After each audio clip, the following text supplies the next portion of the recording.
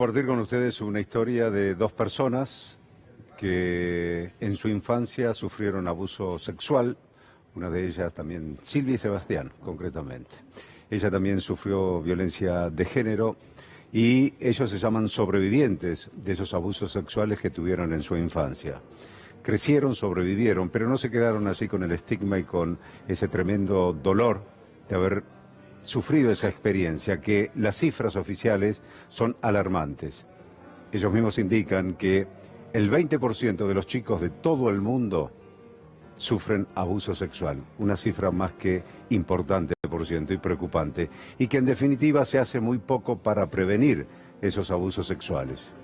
Se conocieron de grandes y formaron una fundación y recorren el país para hablar sobre este tema, alertar y fundamentalmente prevenir el abuso sexual en la infancia.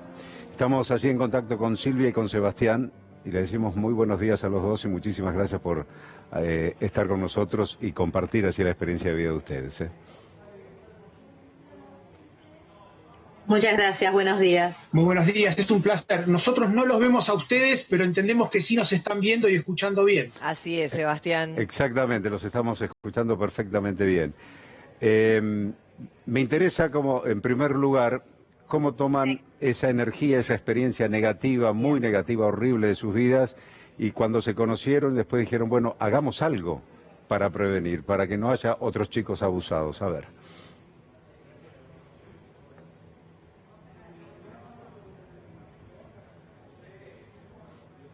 ¿Nos escucharon? Sí, claro.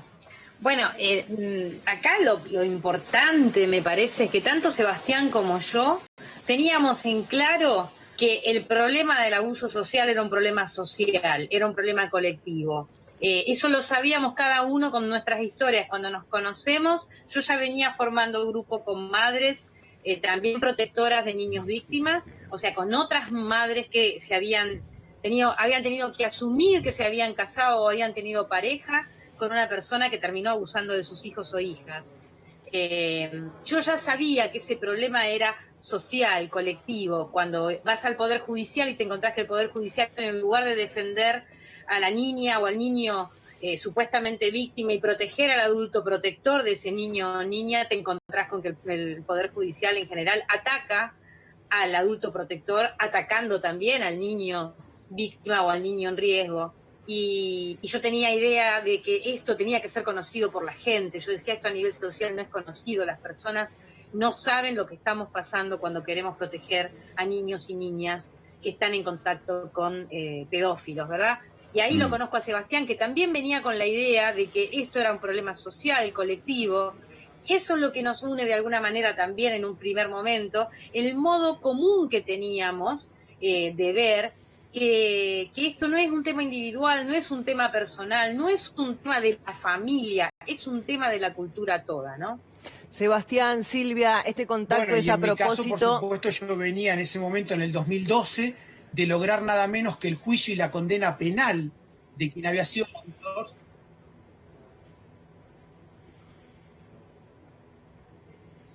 Sí, estamos con un poquitito de delay. Les decía que este contacto que tenemos con ustedes es a propósito de esta noticia que conocimos por estas últimas horas, de este hombre que a través de unos audios que le envió a sus amigos reconocía el abuso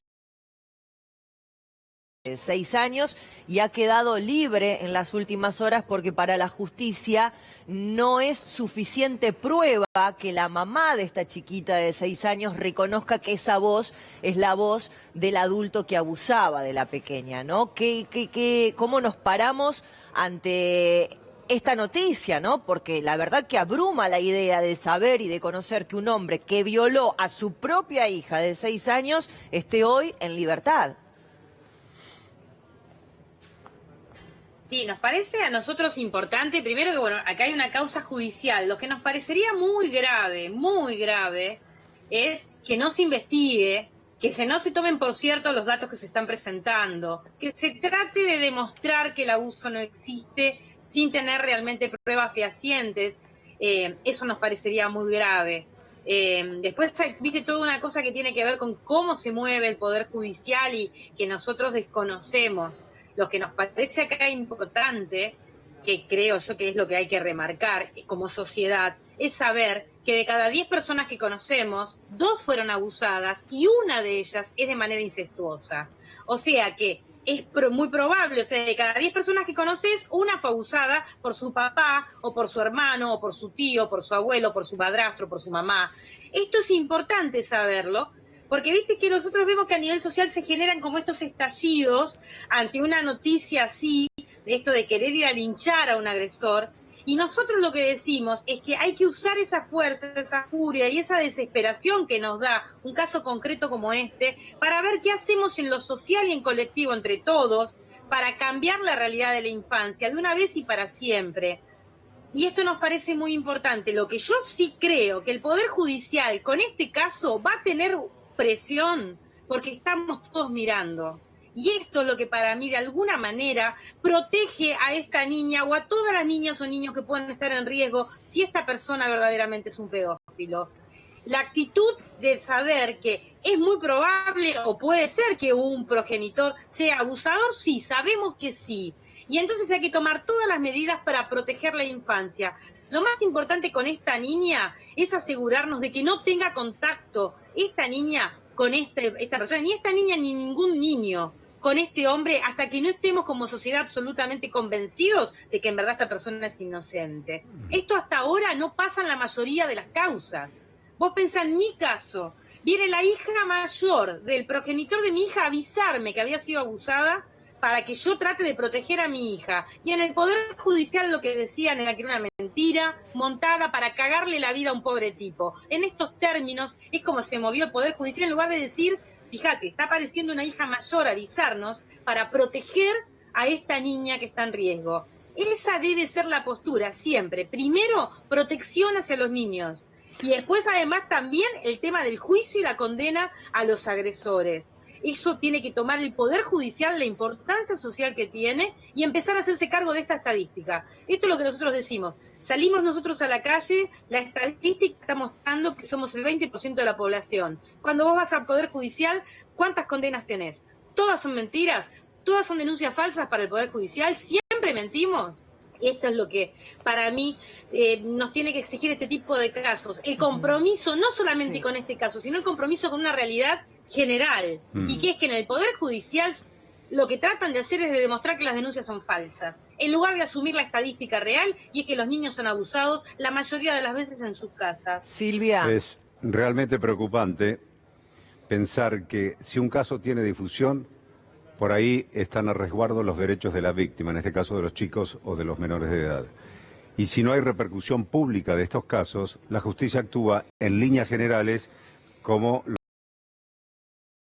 hablando de lo que dice la víctima, sea mayor de edad o sea menor de edad. Yo digo, no hay empatía en la justicia en ponerse en lugar de esa criatura en estado de indefensión, abusada sexualmente, en su gran mayoría siempre es intrafamiliar el abuso sexual, y sin embargo la justicia es como que el tiempo pase y vamos a probar a ver si es realmente así. Pero no hay medidas concretas, sensatas y profundas y de protección hacia la víctima desde el primer minuto, donde el abusador por allí sigue conviviendo con la hija mientras está el proceso, o sigue conviviendo con la menor. Hay muchísimos casos de eso donde la justicia dice, que siga viviendo allí en la casa. Y con el convencimiento desde el sentido común que ese abusador va a tratar de abusar de esa criatura en cualquier momento. En verdad sabemos que los abusadores sexuales, si no hay intervención, van a seguir abusando. Y esto lo vemos en la práctica, cuando ves que a nivel familiar algún adulto habla, y cuando habla un adulto en una familia empezás a encontrar que, mirá, la misma persona había abusado hace 10 años, 20, 5, 2 días, o sea, y lo vemos claramente en los casos de la curia, cuando vos ves que lo que han hecho es correr a un cura pedófilo de una institución a otra, lo único que hicieron fue correr el abuso de un lugar al otro. Obviamente. Esto ya tenemos que aprenderlo. Callarnos, ocultando y no haciendo nada, lo que estamos siendo es cómplice del agresor. Ahora, seamos.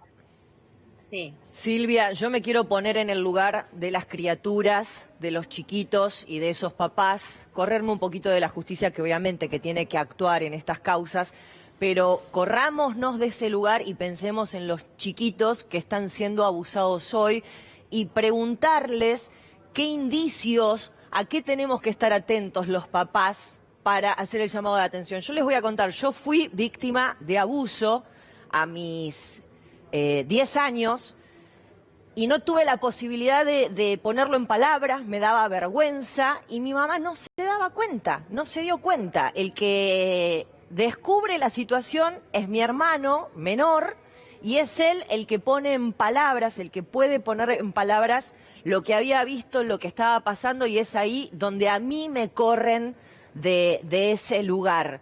En casa no hubo posibilidad de hacer una denuncia judicial, simplemente nos corrimos, se cortó el vínculo con la familia, pasaba esto hace tiempo atrás, era de callarse, daba vergüenza. Y bueno, lo sobrellevamos como pudimos.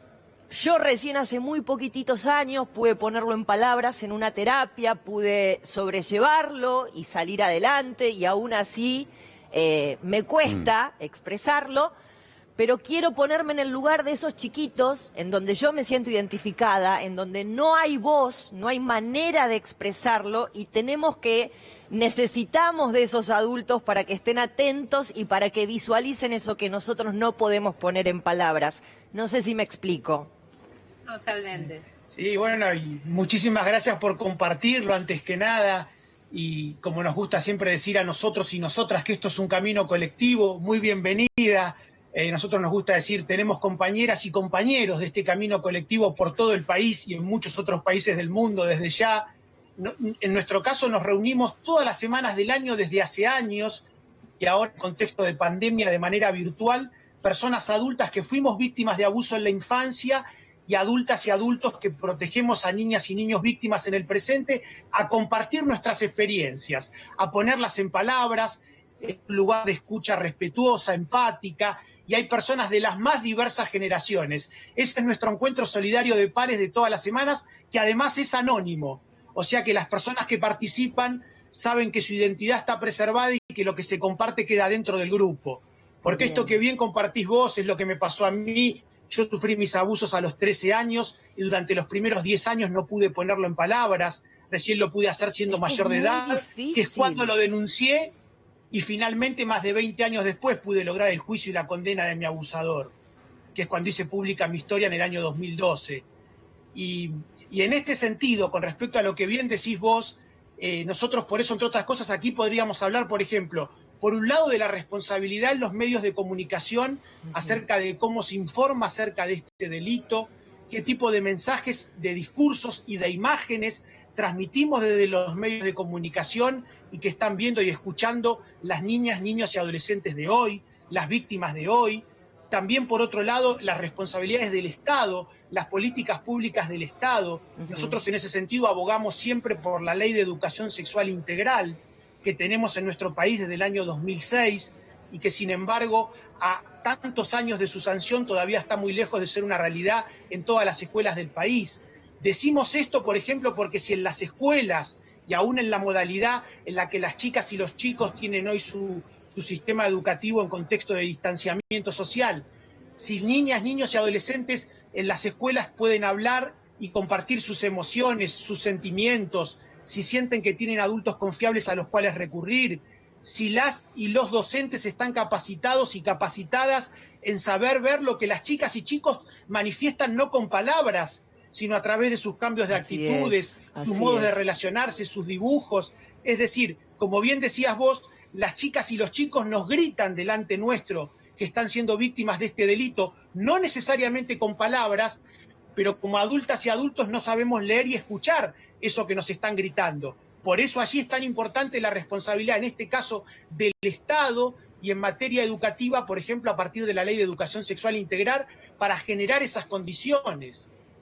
Y también generar, pienso, ¿no?, algo de conciencia en nuestros propios hijos. Yo tengo una hija que hoy tiene 20 años, pero a raíz de mi experiencia no sé si correcta o incorrectamente, desde muy pequeña le enseñé esto de que ella es dueña de su cuerpo, de que ella incluso ni ante mí ni ante su papá debía quedarse desnuda, que cuide de sus partes, que son sus partes, que es su cuerpo, y que ella el día de mañana le dará permiso a quien quiera para que lo recorra y que lo disfrute, porque la verdad que la sexualidad es buena y hay que disfrutarla y es bienvenida y es algo natural. Pero la realidad es que preocupa mucho. Yo escuchaba su relato, escuchaba y conozco la historia de esta chiquita de 6 años y me pongo en el lugar de esas víctimas que no tienen voz, ¿viste? Y vuelvo a mi caso, y perdón que sea autorreferencial, pero si mi hermano no veía ese hecho puntual, no sé qué hubiera sucedido. Lo más probable es que el abuso hubiera continuado. Entonces, a los papás a estar atentos. Y mi hermano que se animó, mi hermano que es mi gran héroe, ¿no? Claro. A Esteban, que lo amo, bueno, a Santiaguito también, que está en el sur. Pero creo que la clave está en esto, en animarse a ponerlo en palabras. Creo que es fundamental. Lamentablemente yo no lo tuve, no quiero, mi mamá debe estar re mal en este momento, pero eran otras épocas, no había costumbre de darle contención psicológica a los chicos, pero bueno, chiquitos que sufren de un abuso o de una violación, es muy importante que estén contenidos desde lo psicológico, además, ¿no?, de la contención familiar que van a necesitar. Claro, nosotros por eso decimos que para criar un niño hace falta una aldea, porque vos pensás que en tu caso fue tu hermano, pero nosotros decimos que puede ser la vecina, la portera de la escuela, el kiosquero, o sea, cualquier adulto, cualquier persona puede estar atenta a la actitud de un niño, porque quizás la mamá o el papá no se dan cuenta, pero alguien atento, otro adulto atento, se da cuenta. O muchas veces sucede que niños o niñas le cuentan algo a su compañerito de escuela, y este compañerito de escuela va a su casa y le cuenta a su mamá y a su papá.